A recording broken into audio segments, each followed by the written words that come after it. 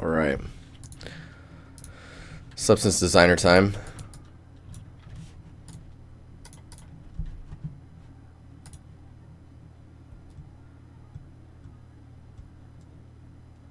Let's see here. This is from Kunal.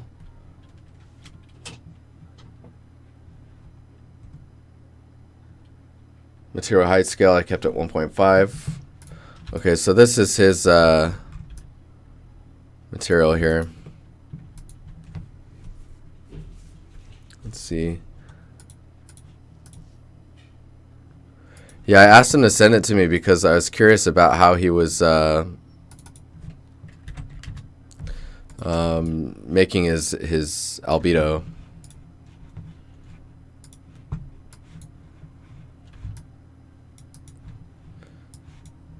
And then I noticed some other stuff. So this comes off a bit like some like rusted layered metal from like Lord of the Rings type stuff. Some orc layering of metal materials that are like ultra rusted and whatnot. So I started going through and breaking stuff down. I like how he's organized stuff also. Like he's got all his noise on the bottom corner here. But so tiny stone shapes. So he's got a generator that he's generating stones with, and then he's using this tile sampler to sample a bunch of between these two shapes, sampling a bunch of them and scattering them throughout. One thing I would say is, so these two things are the same, and it's where these are different. So you could actually do that, and you should not notice a difference. So you have one shape feeding into into this generator. Also, if you want to clean some stuff up, you can press D, and that'll collapse stuff in. But that's just something else. Let's see here. So we got that shape. Go back here. So these are really small. This song needs to change. Yeah. Oh, no problem, Kyle. I need to put a little thing up that shows that people can donate bits now. I don't know if that's like visibly apparent anywhere on the stream, but I guess I'm Twitch affiliated now. Is the term. Oh, this is interesting. This banding here. So some stuff that I will check initially is if you double click the background, you'll go to the project settings, right? These are like all the parameters of the project itself. So one thing you'll notice right away is the output format is set to 8-bit per channel, and this banding is probably due to that. Being 8-bit, you're not getting as much detail gradient through your the gradients get turned into bands in your height map. So if you go and make this absolute and then turn this to 16-bit, let's see if that cleans that up. He might have done it intentionally as well. We'll see. Yeah, it looks like that's intentional. Interesting. Let's go in here and we'll look. I'm like, where is that? That's on that little cup area.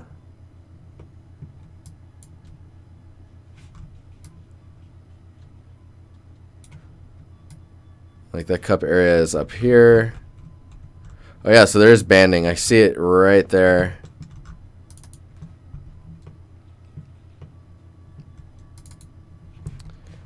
Okay, well we'll look through this a little bit. So I've noticed that the output is needs to be relative to parent. So every time it's not relative, this is why you want to make your project relative to parent. Because now, even though you set your project to 16-bit, they're not going to be.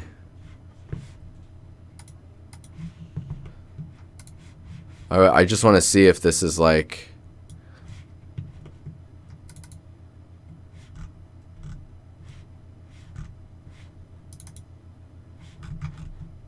So banding is happening there. Maybe it's coming from here.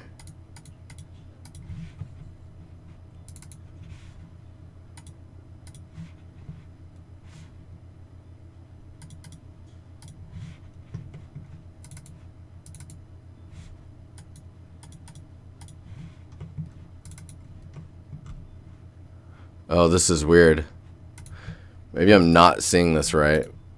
I don't even know if I can... Can you multi-select? It looked like it.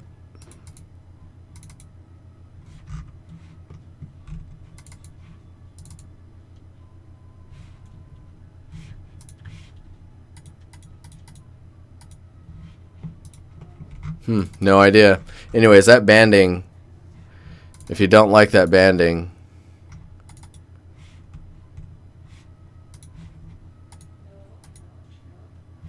The only way to get rid of that type of stuff is through control to multi-select. Yeah, so I figured you could. So maybe we can do this. We can just... Is this going to work? Oh, God.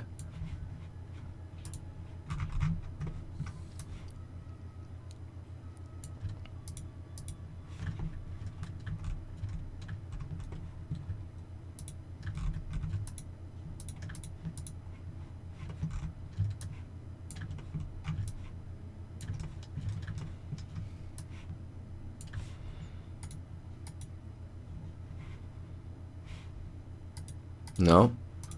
Yeah, the banding's still there. Interesting. Yeah, those lines are just coming from the height maps not being like noises and stuff. Just make sure everything is like, double click your background and make sure that everything is 16-bit for the project, and then make sure that your project is set for relative to parent. So the reason I want him to send me this file is because the base color was really strange to me. So this is supposed to be like a stone. Maybe it's like red sand, right, on the material. But there's like all this, there's like weird ambient pitting in there, and like just trying to figure out where that's coming from. And I think it's this. It's this part right here. So I guess it's trying to push these shapes or details, right? So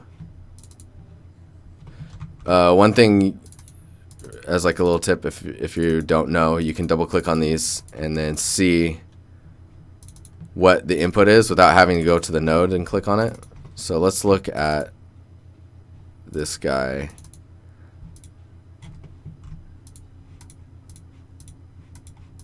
We'll go here and then we'll just we'll lighten this up.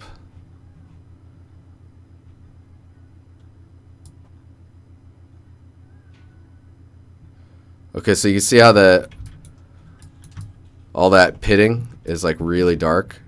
By bringing up the value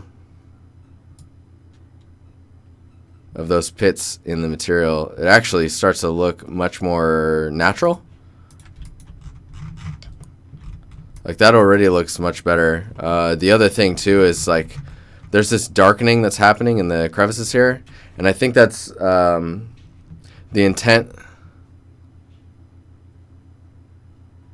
16-bit did the trick. Sick. So that that darkening is either exposing a different material type for the side of this type of material as it fractures, or it's a artistic visual attempt to add separation, right? And it's really weird because you start getting these like weird values in here, which looks like forced ambient occlusion in the albedo. So we're gonna go back through here and find it. I feel like it's this guy.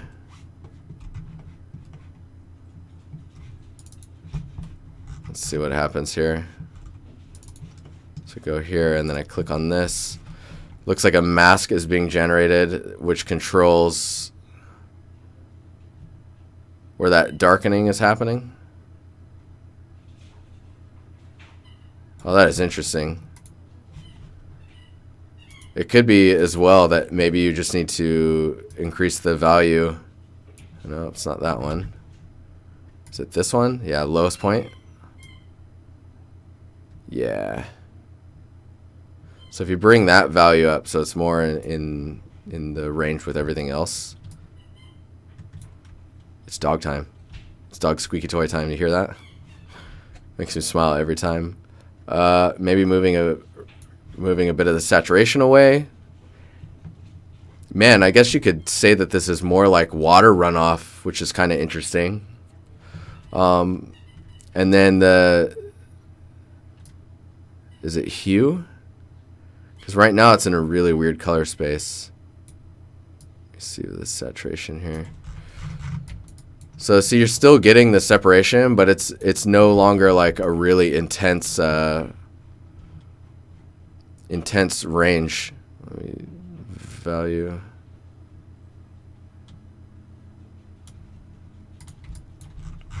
The other thing that I wanted to touch on is like adding a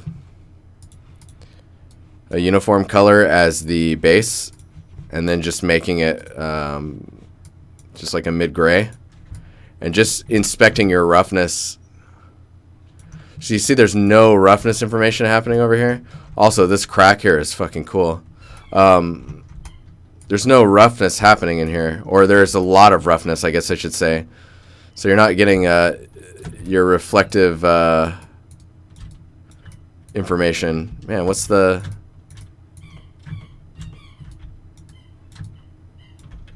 I'm like, what's the light rotation? I always forget. Is it this?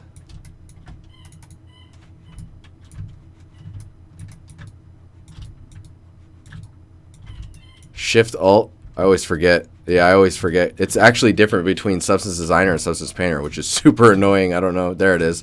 Control Shift right click.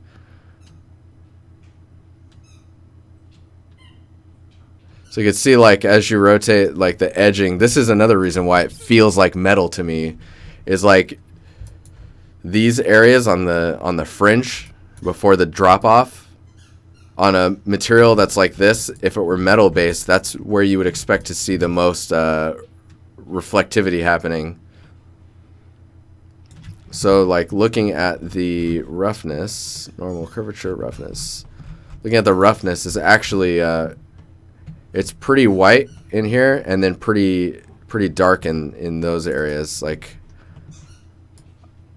let me see. Like, and that's going even more extreme, right? You don't want that. Maybe we need like, so bringing the lightest areas in the roughness down into more of like high mid grays, and then bringing the darker grays up a bit as well is going to help. So the other thing is you don't want to try and generate your roughness using ambient occlusion.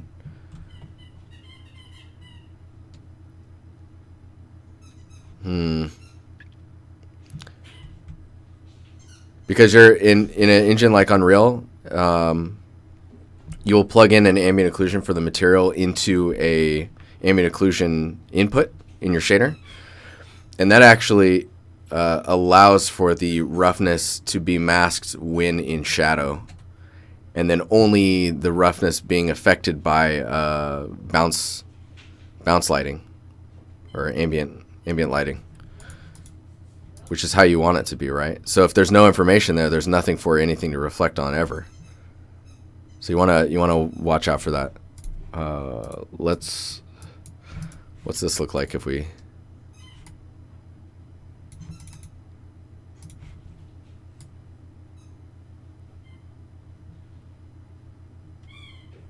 It's like you almost want to take,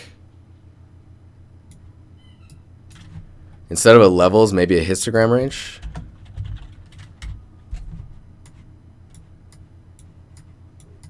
I'll show you what this one does. So a histogram range is allowing you to go like, if you're all the way right, you're using full black to white in your histogram.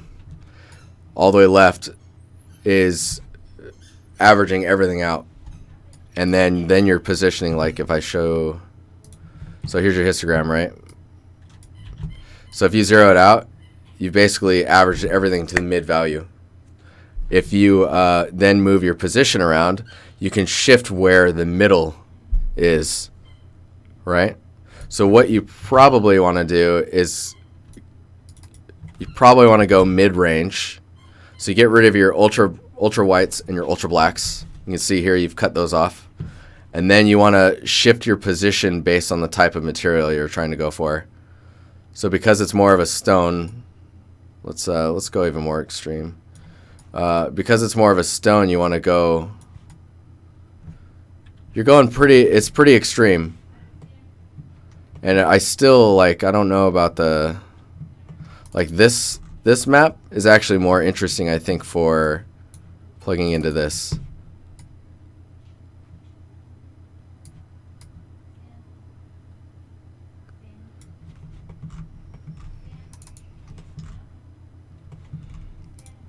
So then you want to derive your stones separately. So like, where are we at here? So these guys,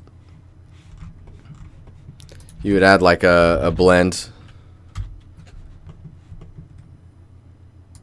and then bring those down here, and actually add them into your height map individually, so that you have individual control. Like that part's actually really important. So like bringing that down here, and then bringing this forward here.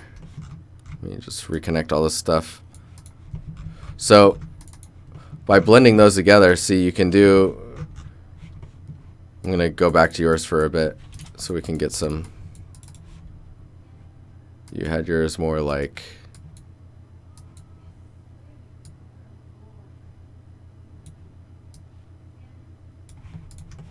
that.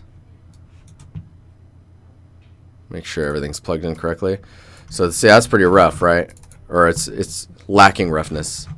So what's happening right now is the rocks or pebbles are coming in as a copy over the top. So we want to bring them in so that they're, so I think you just want to, let's say copy, and then use this information.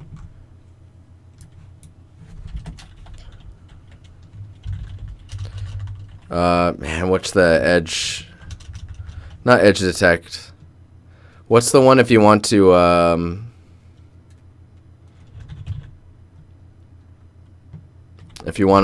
maybe it's histogram scan. Whoops. Don't want that. Histogram scan. Pull that over here. Let me see if that's doing what I want it to do. Yeah, okay. So this is one way of using it.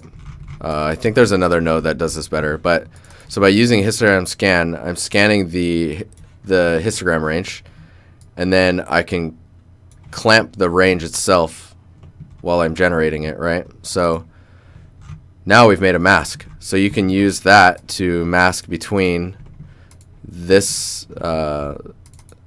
this material and this material. So the end result should show something like this. And you see the clamping is still outside. Color to mask? Color to mask might work.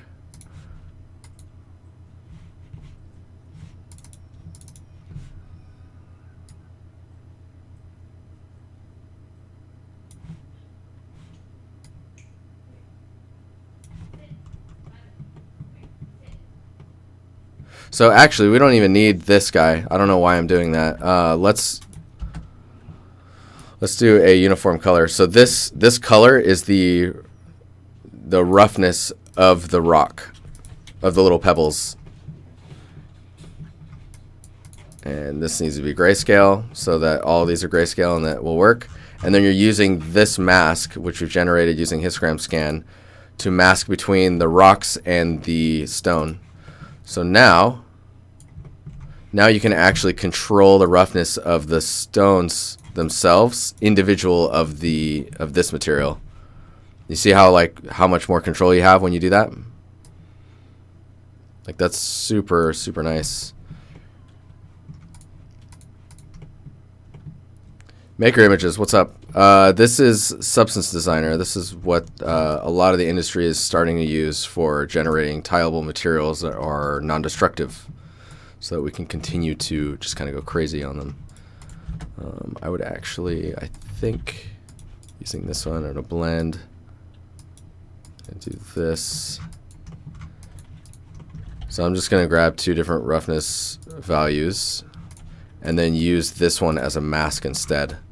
So instead of using this stuff directly, I'm going to use it to generate a mask that I can then bring into this space.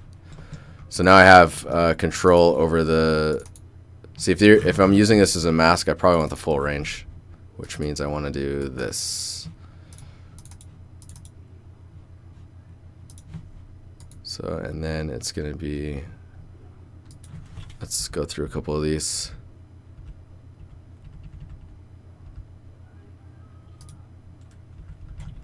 Just copy, I guess. Yeah, because see, now I have where it's, I'm using this as a mask. So where it's white, it's going to show this value, and where it's black, it's going to show this value. So now I can control those ranges, which is another way. This is kind of like doing a histogram scan.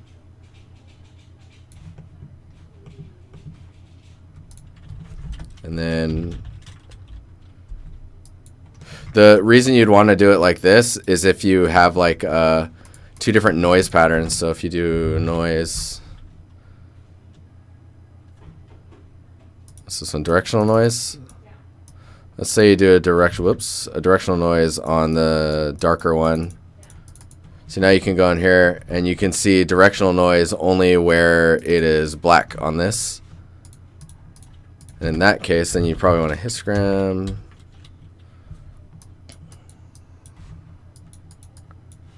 I'll look at this guy while we're doing this. So see, now I can push around where those ranges happen. Maybe at levels. Let's see. I can see if I blow it out like that, then you're getting the this is pretty extreme case, but then you're getting the directional noise only where it's black, right? You could even blur this.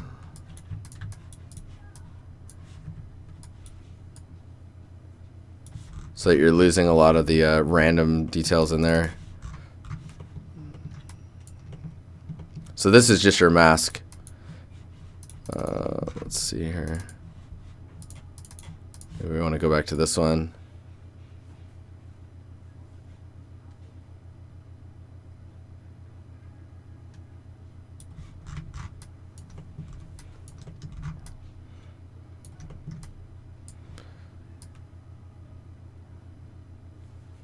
So then your little rocks, you can still control those ones, right? Because those are coming through over here.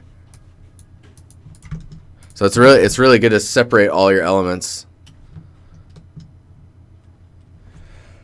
But yeah.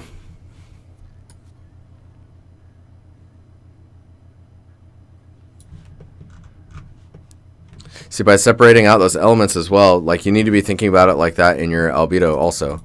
Because then, let's see if we can, I need to see what's happening in here.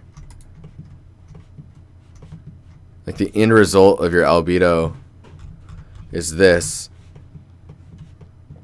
And you're getting the color of those rocks via a gradient map. But what if you want to change the color of the rocks completely and they're lower and higher?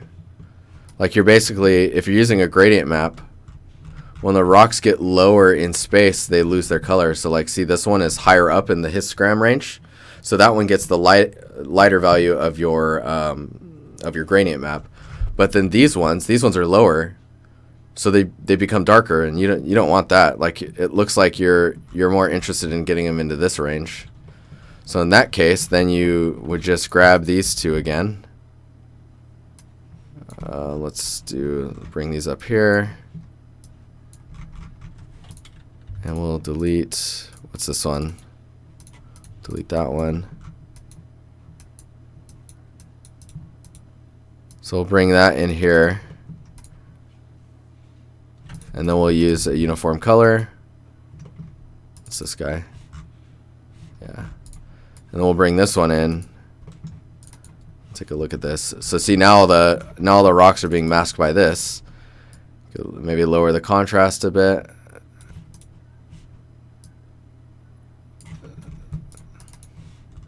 See, now all the rocks are receiving that color, which is, that's what you want, because that's how the rocks would be placed, right? Then you bring that in, and then we'll drag this up here.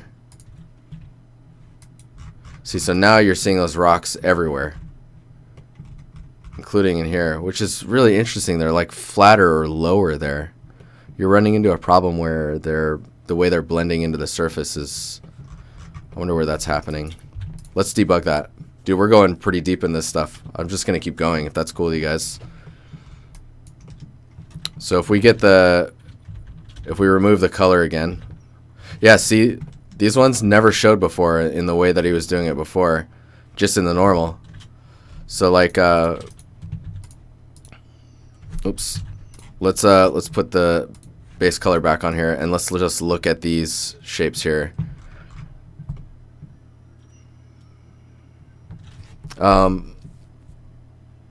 So let's see where that's happening in the height map. So there's the pebbles, the tiny stone shapes. They're coming into the height map chain around here,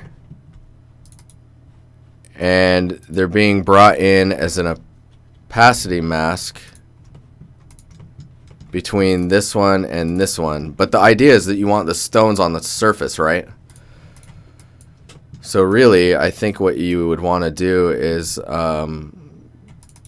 instead of using this as a mask, you want to be bringing it in as a background element. See, now it's kind of crazy. Let's see what's going on here.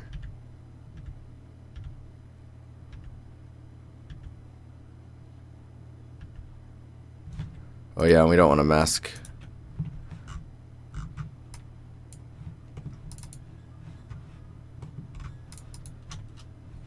This blur too, make sure you're using a blur high quality grayscale, because it'll help you in the long run.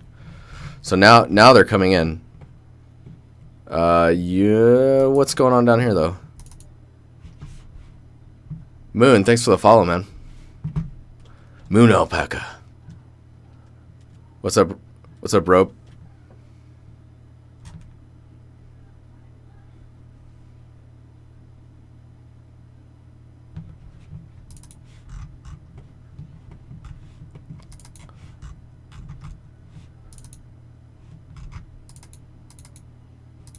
It must be, oh, it's because we're doing a switch. What we want to be doing is a, I think, additive.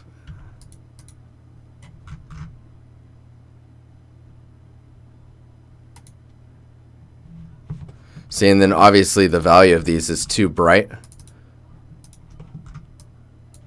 There's a material.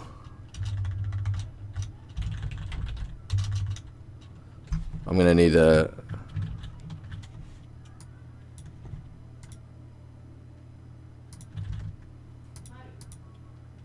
Chaos, thanks for the follow.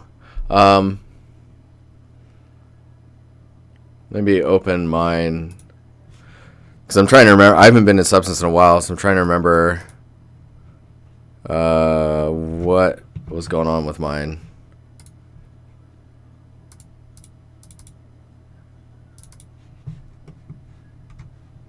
Because I was blending my height maps using one of the newer nodes.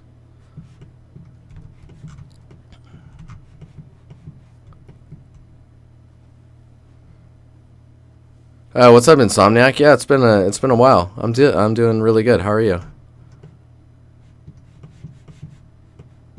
Height blend. That's the one I was using. Height blend. Yeah, this material I'm super proud of. I need to make another one. Nom nom nom nom nom nom. Okay. Rock for crit. Coming in hot. Okay, so that's all types of jacked up right now, right? So we need to make sure that that does not happen. Look at that. It's all crazy. So these came in here. Instead of using a height blend, let's put this on top and let's put this on bottom. And then let's try blended height. What's really cool about this node, this height blend node, is it gives you the control of offsetting. It looks like a Fallout 4 for us right now. That's pretty rough, man. Okay, so we are getting a balance height, bottom height priority. I wonder if I switch these.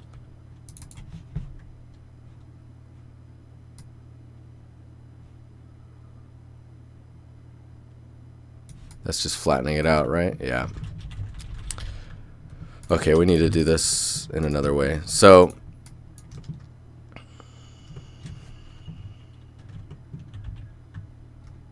you also have to remember that all the colors are being derived from the height, so we need to make sure that this is just gray for now. The other thing I would suggest, so he had told me that his material was at 1.5 scale. You should just always work at 1 scale, because you can scale that later. How did I switch what so fast? The inputs? If you highlight 2 inputs, if you press X, it'll flip them.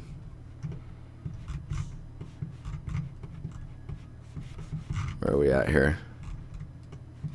Okay, so here's the...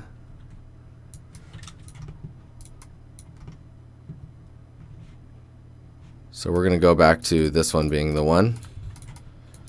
So we've got this blend, and you can see in the height information, these are pretty sharp, right? There's not a lot of range in them, so we need to smooth those out.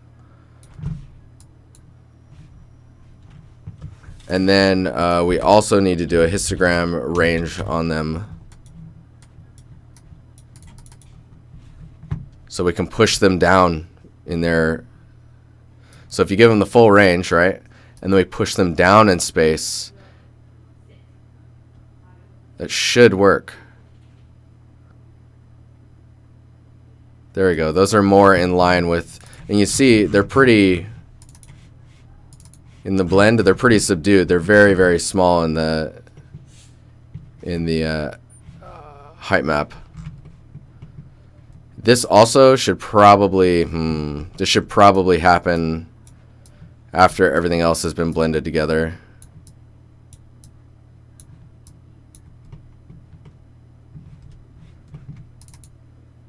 Because what we're getting now is a really blurred out height map. This might not need to be blurred.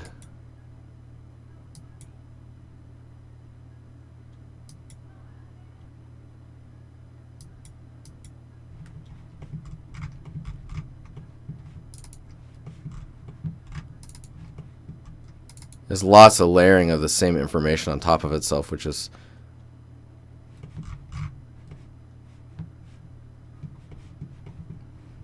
Let's see what's going on with this now. So we drag this back on top as a base color. Oh, there's a weird... Oh, there's weird stuff going on still. Okay.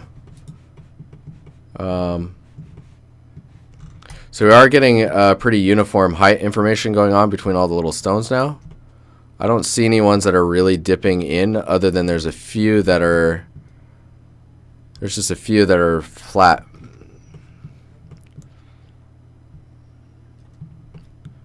Yeah, all the little small stuff, right? Omega. Super, super small things. So this height information... Sorry, I'm like hopping around all crazy and stuff. Ah, so these ones are being pushed down quite low in the range. So that's actually a problem that's in here. So by pushing the shapes up and down like that, I think it's okay, because then you get variety of size and scale, and it looks like some are in the ground and some are on top. Where that breaks down is when I start crunching the mask that is depicting this color value for where they're at, right? So like even the smallest ones, I've thresholded them to the point where they show color if they're not supposed to. So maybe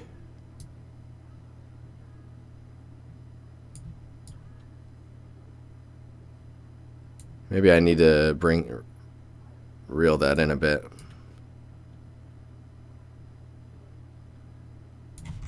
There we go. Okay, so now we've got the smaller ones have a little bit of the color.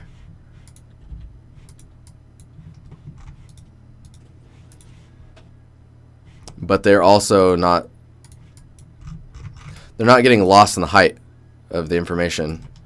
And now the roughness is bugging me again. The other thing you'll notice too is these little rocks, the smaller ones.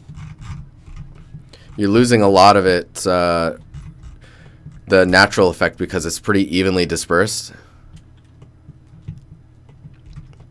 The new Substance Painter's got some nice stuff in it.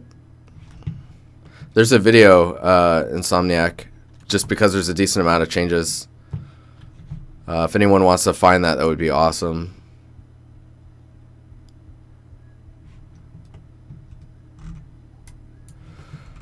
So let's see what else is happening in this material. It looks like we've got, we're using colors, uniform colors with masks to get areas colored, and then blending it with others. So when it hit this phase, this is when the colors got really crazy. Like this one is super saturated for albedo or like PBR based stuff.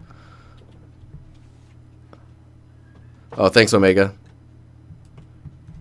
For PBR based materials, this is really dangerous to play with. So we're gonna just go into that node and bring it down. That's probably a safe range.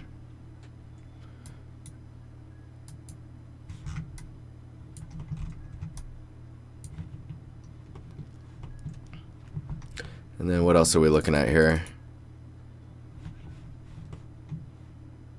The other thing I've noticed is you tend to get a lot of noise when you do too many samples in a gradient. So like just start removing stuff, or like picking out the key ones that you like and then starting to remove the ones that aren't really doing what you want them to do.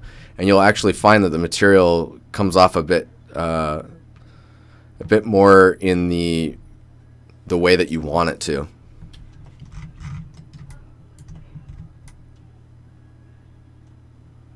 So now I'm looking at that roughness again, because that is really weird. So these white highlights in the albedo are really interesting to me. That's really interesting. I actually feel like, so it's this material, which is really cool. It almost looks like marbly stuff. And then it's being masked by this, which you'll notice has the rocks in it, so you're getting this weird haloing around there. You don't want that to happen, because that means that the rocks are actually affecting the material under it as if they were melted together somehow. Let's see where that's at. So that's all being generated by an ambient occlusion. That ambient occlusion, see, by separating out the pebbles, now you have the ability to grab it before the pebbles happened, which is this one, I think. So you actually don't need this or this. Let me double check and make sure I'm not crushing things. No, I am crushing things. Hang on, what are we looking at here? So he's kind of doing what I was suggesting above here.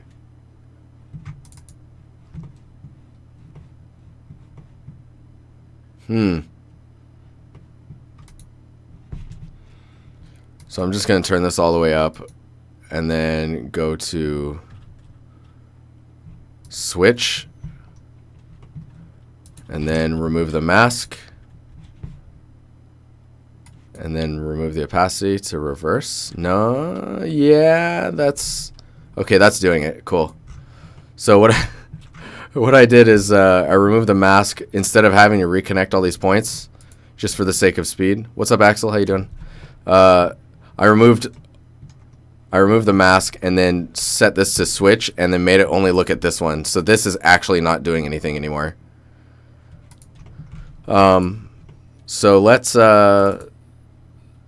so now we have this one, which has the little pebbles blended into it, right, through the height map, and then we have this one without the pebbles. So the one without the pebbles is the one that we want feeding into this, and also feeding into, looks like those ones over there. So these are pre-pebble.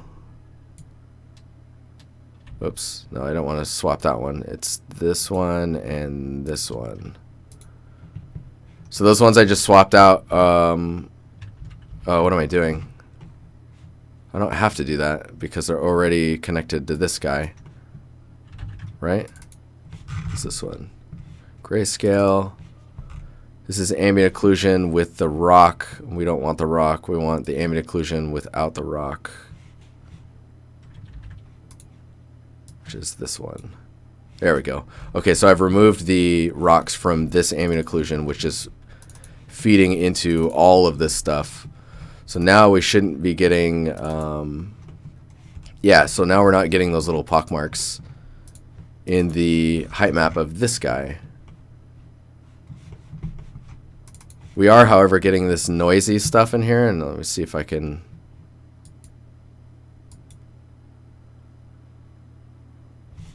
See, the ambient occlusion, you don't want to try and avoid those little holes because they wouldn't generate as much AO as was in that. What's this one? And why are those little rock things there?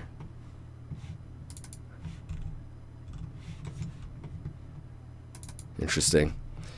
Anywho, so we're generating a little bit of a better information pass. Like, dude, look at these. This is really cool. I'm gonna close this so we can see this stuff more.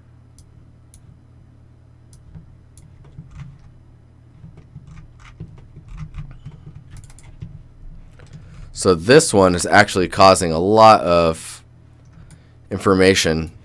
Let's see what happens if we turn that off.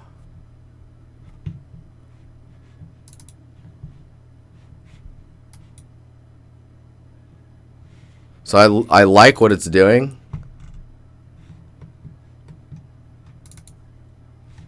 Sun bleach node, interesting.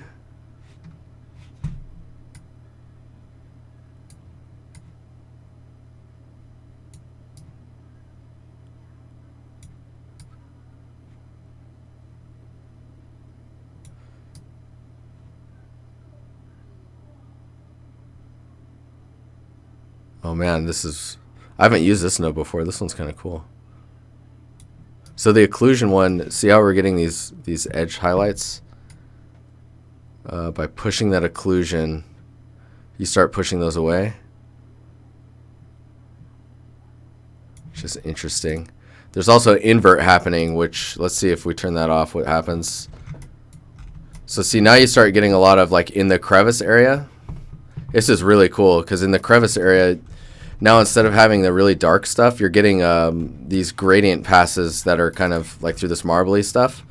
You're getting these gradient passes that are happening in there, which kind of simulates that look of like when water builds up an area and then sediment runoff as it just kind of like trickles through. That's interesting. Okay. And then after all of that, oh, Kyle, thanks, man. Dude, 1500. Sick. Cheers. Cheers to you. Thank you. This edge highlight's still occurring, which is really interesting to me. Yeah, see how much more this looks like? It almost looks like marble stone. And it kind of makes me want to make the little rocks maybe like a darker value that you're seeing in the. Let's see what happens.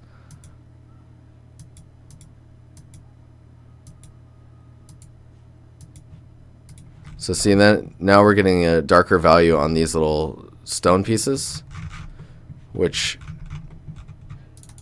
because they're all separated out and all that jazz, this is the power of Substance Designer right here. So see how many there are here? You could size random them, which is going to take a little bit to calculate. And then you could change the input number. And then the scale of them, you could scale them up quite a bit. So see, now you start getting these like larger ones.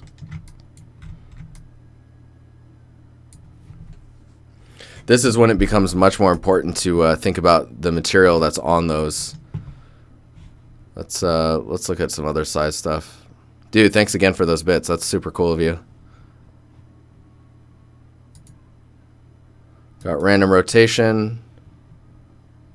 Maybe we want to turn the number down so there's not as many of them. And now it's really weird that they're so like pink and whatnot. So maybe we want to go in here. So like, see, now you can see there are these large splotches. Maybe final result is that color.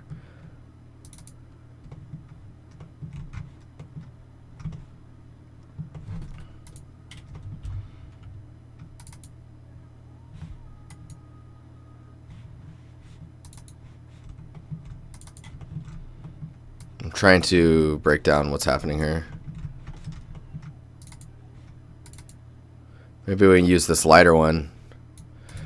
So HSL, which is really cool. Hue, saturation, lightness. So we can take this really cool material. We can put that into there, and then plug that into the rock that's being masked. So you can see now we've got these rocks that are following a very similar look. Is this gonna... I don't know if that's gonna work.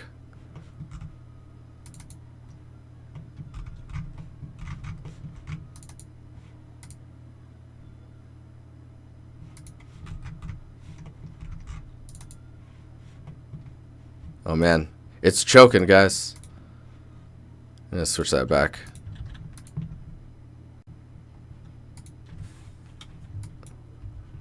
Okay, so instead of a uniform color, we're gonna go, oh, I killed it. It's too much, guys. I can't handle it. So that looks like that was a problem with the fact that I was telling it to be really high res, but I think it was manually raised after the fact, like in the node somewhere else.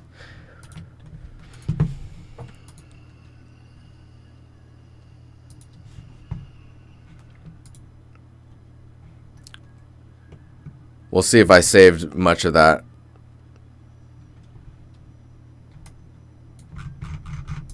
It looks like it's relatively saved.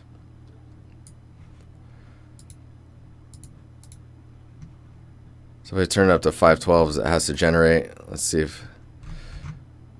So if I double click the background, yeah, see, it's being told to... The parent file is like way high res.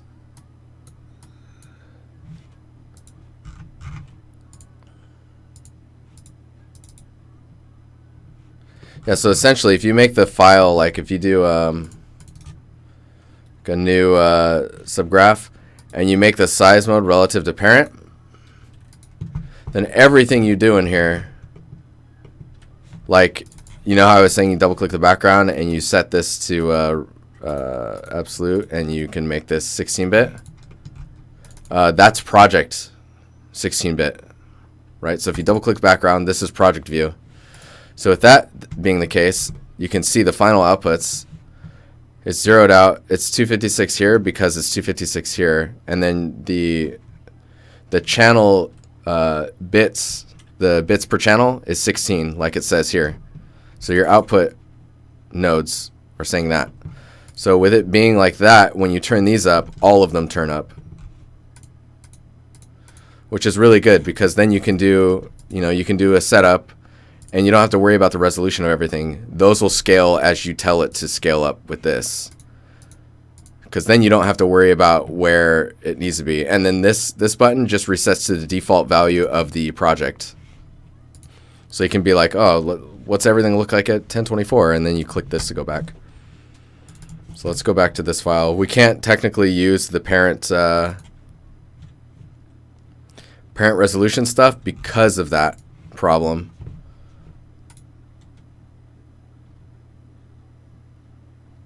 I don't even think I can.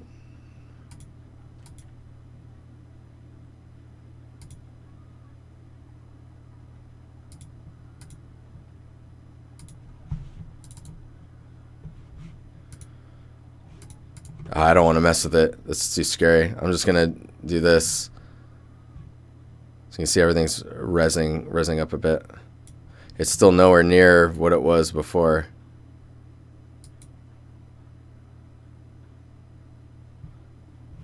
It's like choking, slowly dying. Yeah, so you can see the rocks look pretty cool. They, shape-wise, it's still generating everything, but shape-wise, it needs more variety. Just because this shape and this shape are just slightly, they're warpy, right?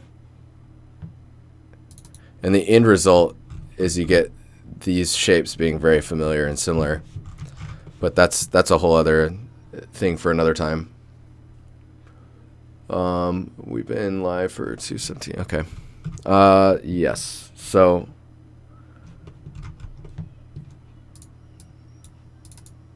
remember, we added the rocks here. They're there. And this is the color of them. But we have a HSL node. I'm turning that down. Everything's generating 4096. So because of that, which we have to wait now because everything's regenerating, we can go into the HSL and change saturation values and brightness values and all that stuff.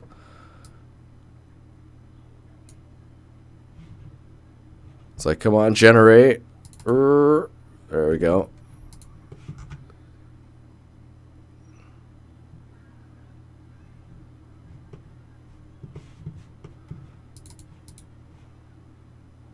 There we go. Yeah, look how saturated they are now. Looks like cereal. So let's go back into the HSL node and start lowering that. So maybe it's more of a lightness thing. Man, it's still too high res. Hang on here. There we go. Let's go 256 just so we can operate.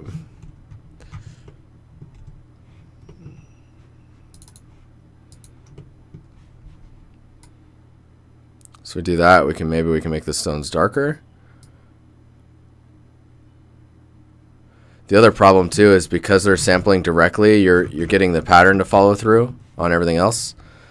So it might be worth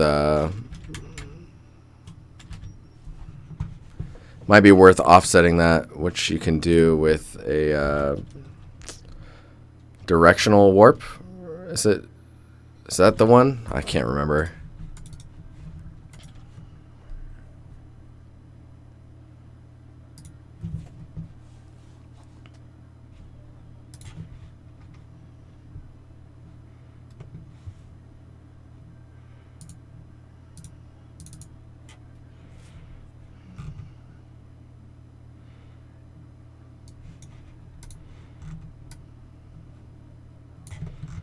What is going on? Oh, is this it must be the environment.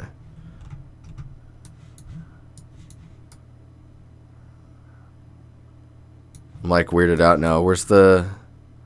Alright, that kind of works. So there's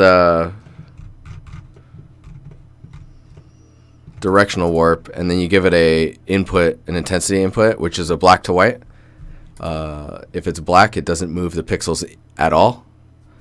If it's white, it moves it the full intensity range that you told it to move. And then this is the warp direction, or the direction that it ends up moving based off that intensity. So if we use a directional warp on, let's see here, on this guy, we'll go to these pebbles. This looks really weird that they're so dark, but we'll go to these pebbles and you can see directional warp,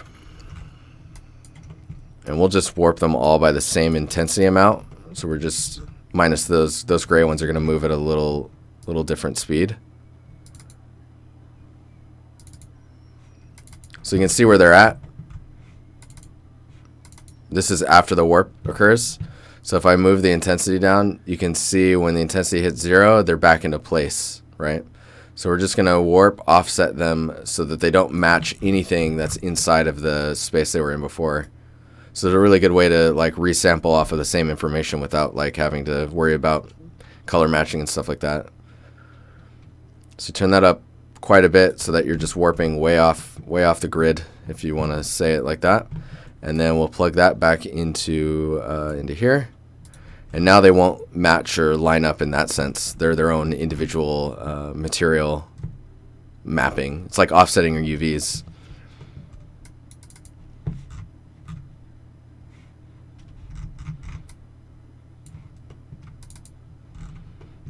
There's also some stuff going on in the normal, like this noise stuff. Let's see what's going on here. It's in there as well.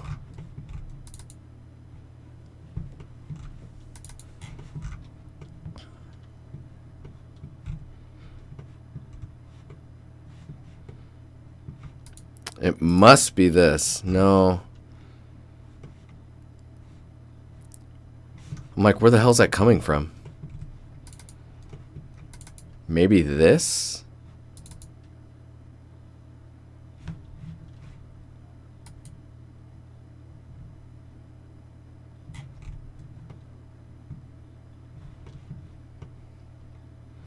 I figured that would have been it, but does not look like the case.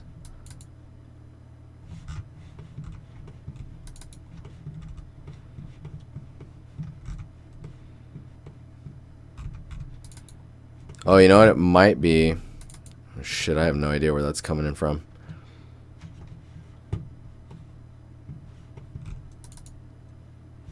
Oh, that's pretty cool.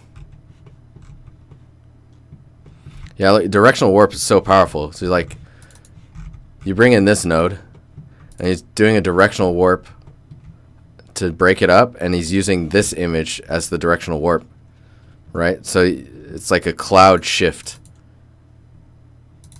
It's like if I lower the intensity, you can see it happening. Like, look how straight the rocks become. So if I zero that out, you hit at 25.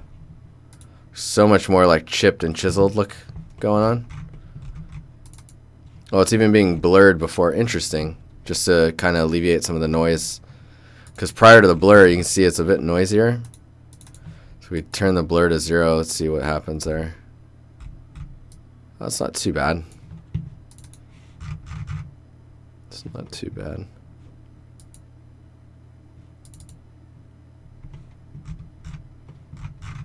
Yeah, it's interesting. This is an interesting material. It's really cool to look at other people's substances because they kind of operate differently. You know, you can do quite a bit in a ton of different ways. So now I'm looking at this roughness again, and I'm like, This is why I think it's really important to get your roughness, get all of your height information correct, get all of your normal map information correct, and then take a really, really strong pass on your roughness.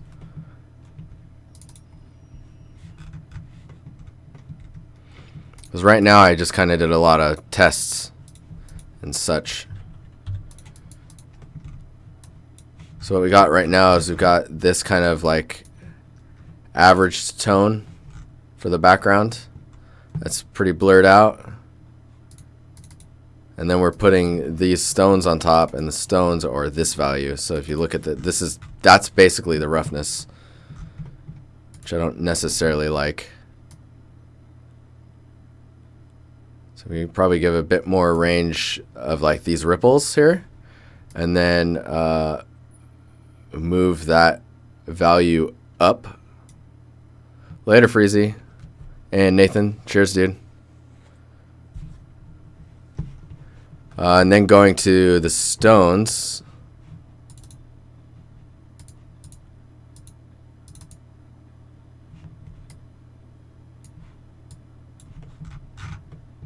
Which it looks like we don't need a contrast level as much.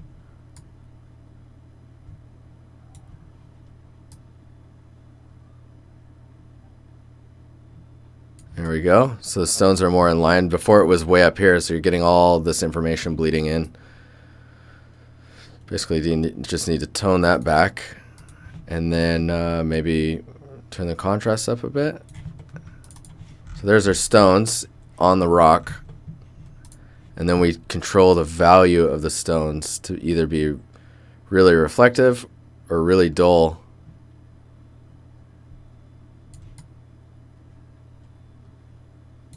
Man, that pitted stuff going on is really messing with the material. That's the stuff you'd want to add in a detail normal, for example, in your engine of choice. And here, roughness has been simplified quite a bit for now. I mean, you can go in and, like, instead of this value, you could blend that with like a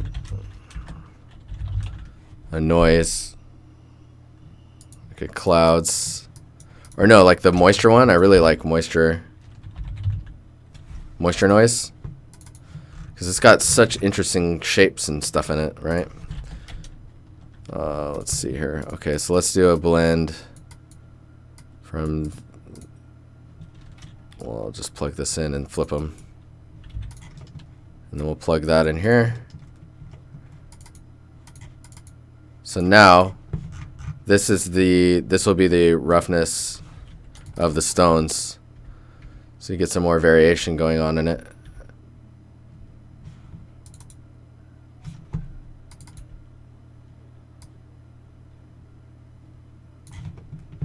So you probably don't need to do a blend because of what I'm doing with the switch and stuff too. Later, Justin. I'm going to be heading out here in a few minutes as well. But this stream was pretty fun. Yeah, see how now there's all these different ranges happening within the stone. So some of them are more reflective than others. And that's, you get a lot of visual play with that. It's really, makes it really fun. Let's try and do a blend here.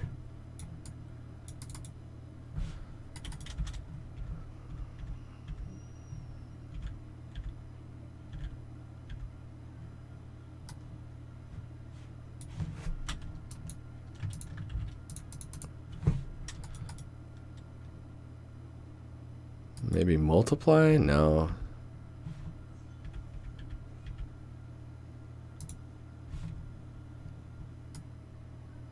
That one's interesting. So what I'm doing right now is I'm taking that same moisture image and I'm blending it into the roughness for the stone itself. So this one here.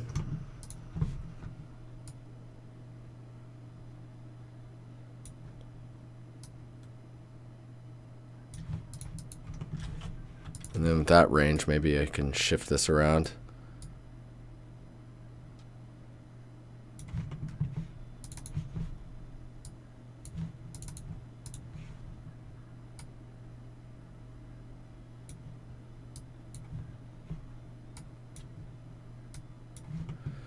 So see, and then plug this in here. And see, now I'm getting all this stuff going on the stuff below, and then I've got all this other detail happening on the stones above that. Like, see how much more stuff is happening? Oh man, feels good. And then you could put a histogram range in front of that just to push those around a bit.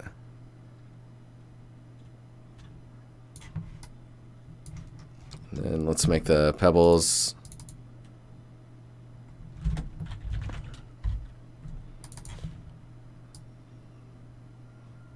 Let's make those brighter, or no, lighter, so that they pop in the distance. Then you have this guy, and then that feeds into this, and then let's get the albedo back on there. There's still a lot you can do on that roughness, but there's now a semblance or interaction between the materials that makes a lot more sense to the eyes.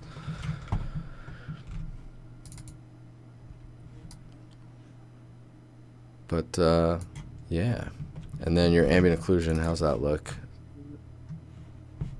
Let's see what this looks like on a sphere.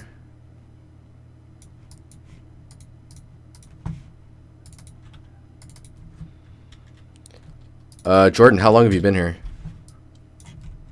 Because I was talking about albedos for quite a while. If you're using gradient maps, I highly suggest being careful with how many sample points you use. I would not suggest more than, like, I don't know, 15. 15's kind of crazy. And then double check all of your saturation on everything. Yeah, it'll be in the VOD for sure. I'll upload this.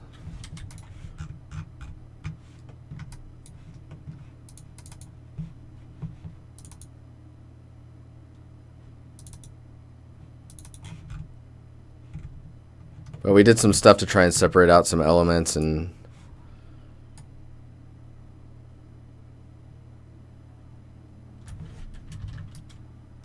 all that jazz.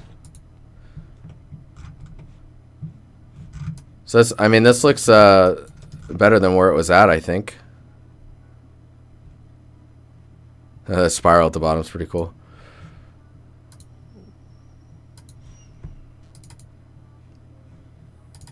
Let's put it back up to 1.5 because that's where he had it at. So interested in having it there. So getting nice overhangs and those type of details, which is really cool. The thing I would suggest for your next material, Kunal, is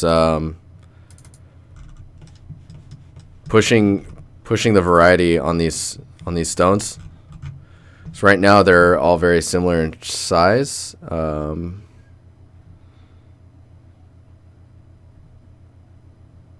Scale multiplier. Let me see what we can do here.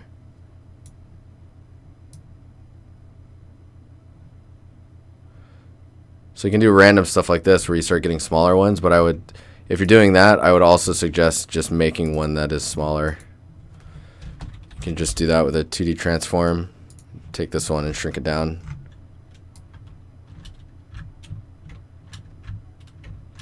I'm like, where's the...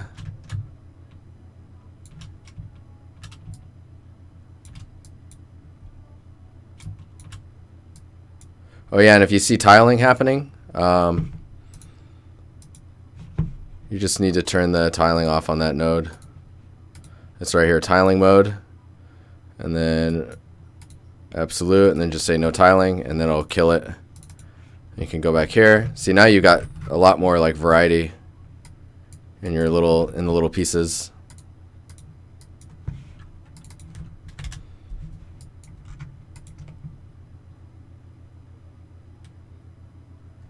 Oh shit, you could turn the tiling off? What the fuck? Yeah, man. When I found that out, I was like, oh, it's Christmas. It's Christmas.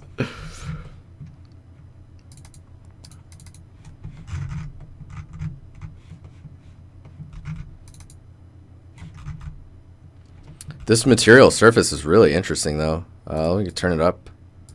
See what it looks like after it's all been generated.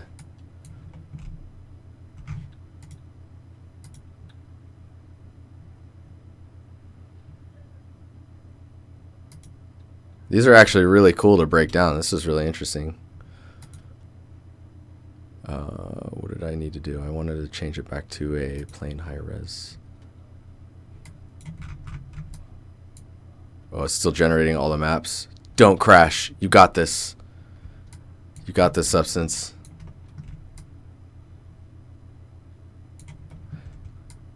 Yeah, this noise overall stuff that's happening, that's the only other thing I think needs some love. Oh, it's still generating. Oh God, you got this. You got this, Substance. I think it's trying to make a 4096 out of it. Yeah. It's still generating at a normal. You got this. Height to normal. Oh, the other thing is Sobel height to normal. It can be pretty interesting.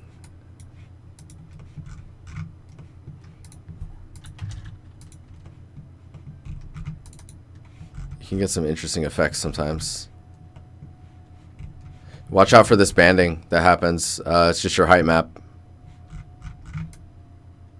Yeah, Substance is pretty fucking sick, man. That's for sure.